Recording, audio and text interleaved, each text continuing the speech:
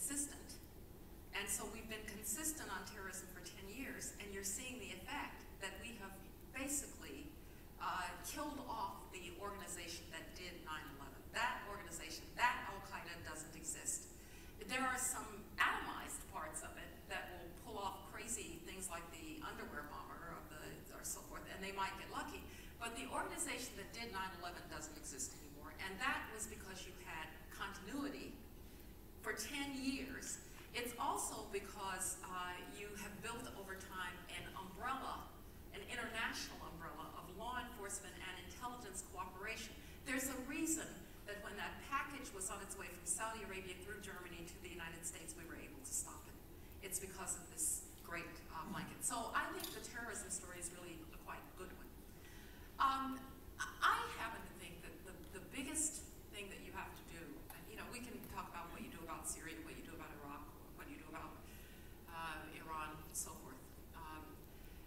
But I'm a great believer that you have to acknowledge that you can't lead from behind, that that's an oxymoron. And that the only thing that actually people dislike more than unilateral American leadership is no American leadership. Because somebody, some country is always setting the agenda. That's just the way the international system is. So what is that agenda? Well, first of all, it should speak to economic growth internationally. How do we speak to economic growth internationally? Well, it's not by sort of from the sidelines chirping at the Europeans about what they ought to do about the Eurozone. They're going to have to decide that based on their own politics. But a free trade agenda that actually might drive export growth for everybody would be a way to use international politics to strengthen the international economy and our economy at home. And on that one, we've been absent for the last 3.5 years.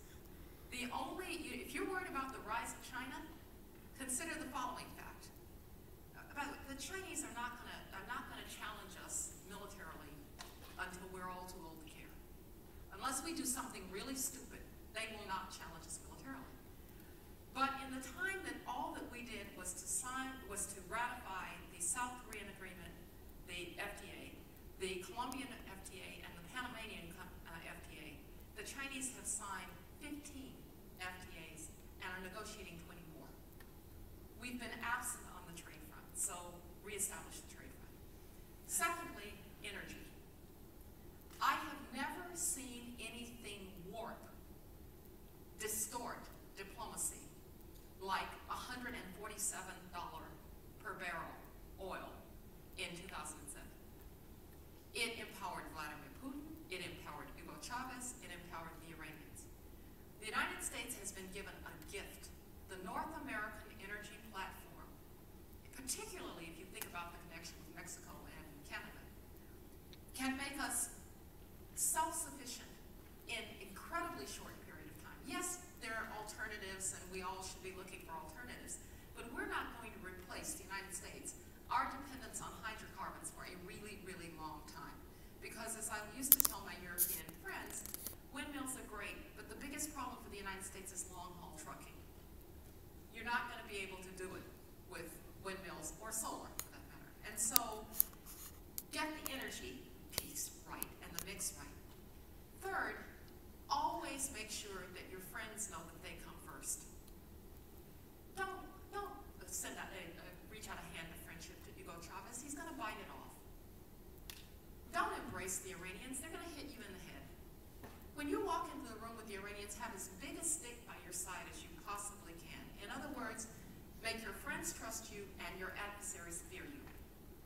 That's the nature of the international system. And then finally, never be afraid to speak up for our values. It is absolutely true that with Hosni Mubarak, you were trying to get him to change because you could kind of see what was coming in Egypt. You don't have the option of not dealing with the Egyptian government because it's authoritarian. You don't have the option of not dealing with the Saudis because they're authoritarians. But when a revolution breaks out in Iran or in Syria, two states that have done nothing but undermine American interests for decades, you can certainly find a voice to speak out there and to try to help. And so I tend to think of this more as a matter of principles from which you lead, rather than how do I deal with this problem or that problem. And as I listen to the election campaign, the one question I never listen to the answer to is, what will you do about X? Because the person who says, on day one, I will. On day one, you won't. Right? On day one, you will go into the Oval Office, you will look around, and you will say, oh, I see. And then you won't be able to turn the ship of American foreign policy in one day. And so, you know, when I would advise candidates going all the way back to George W. Bush, I would say, you know, resist that moment when somebody says, what is the first thing you will do? Find my desk, right? Call my friends on the phone. Because, in fact, it takes a lot. So, now, I'm very respectful of the folks who succeeded us because it's harder in there than it is out here. I can remember very well going to the front porch, you get the, you know, newspaper, it's the Washington Post or whatever, you open up the editorial, says, the Bush administration should unite the world behind tougher sanctions against Iran. You think, why didn't I think of that? You know? It's actually not so easy. And so I tend to be pretty respectful of my successors, but I think if you think about where we are, we need to